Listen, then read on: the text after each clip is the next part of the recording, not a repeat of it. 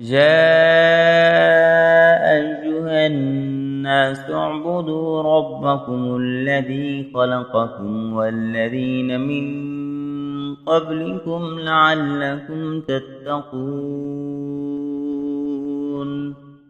الذي جعل لكم الأرض فراشا والسماء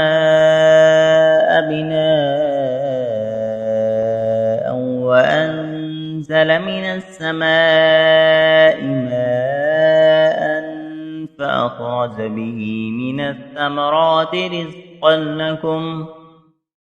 فلا تجعلوا لله أندادا وأنتم تعلمون وإن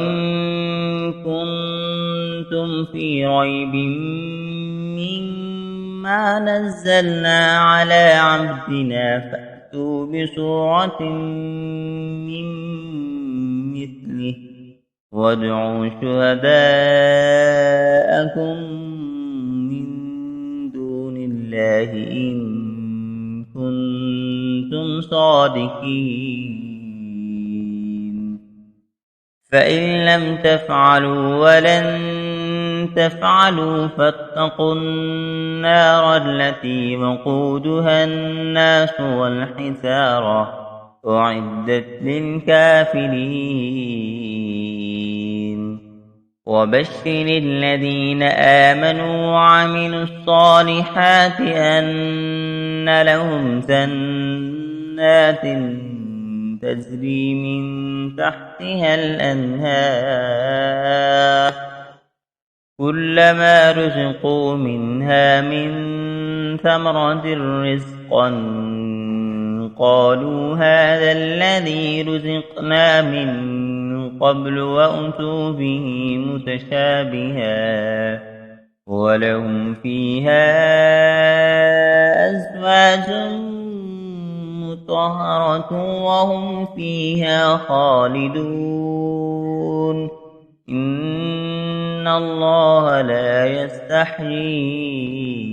أن يضرب مثلا ما بعوضة فما فوقها فأما الذين آمنوا فيعلمون أنه الحق من ربهم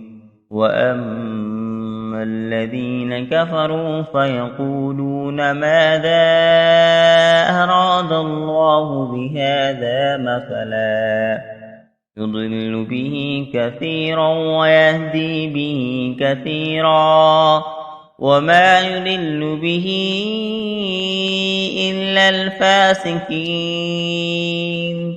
الذين ينقضون عهد الله من بعد ميثاقه ويقطعون ما أمر الله به أن يرسل ويفسدون في الأرض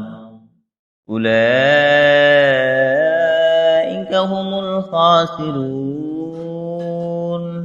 كيف تكفرون بالله وكنتم أمواتا فأحياكم ثم يميتكم ثم يحييكم ثم إليه ترجعون هو الذي خلق لكم ما في الأرض جميعا ثم استوى إلى السماء فسواهن 7 سماوات وهو بكل شيء عليم